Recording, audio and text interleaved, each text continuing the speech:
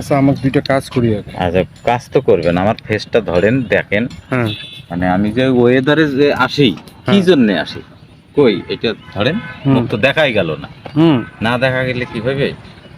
দেখা যাচ্ছে এখন। ওই যেই কথাটা কইতেছিলাম, মানে এই যে ওয়েদার গুলা যে আসি, হ্যাঁ। এটাতে কি আমাদের শরীরের রিফ্রেশমেন্ট হয়? হুম অবশ্যই। না এটা তো ভালো হাওয়া লাগা, কই মুখ তো কই দেখা যায়?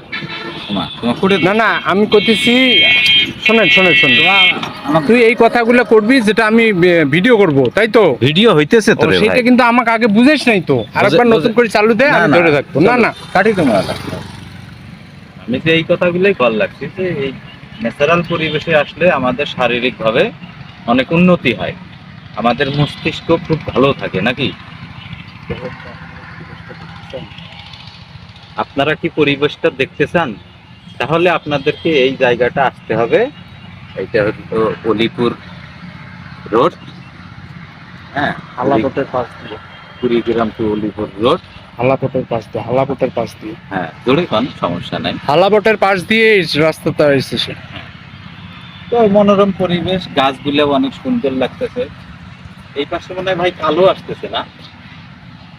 সূর্যটা ওইদিকে না, এই পাশে সেই জায়গা। হাই এভরিওয়ান, সবার সুস্বাস্থ্য কামনা করি।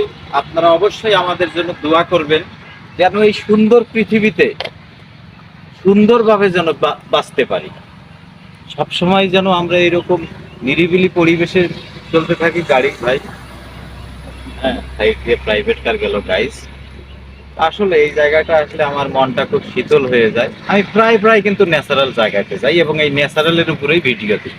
যখন যখন আমার ভালো লাগে তখন তখন আমি এই ভিডিওগুলো কিন্তু দেখি।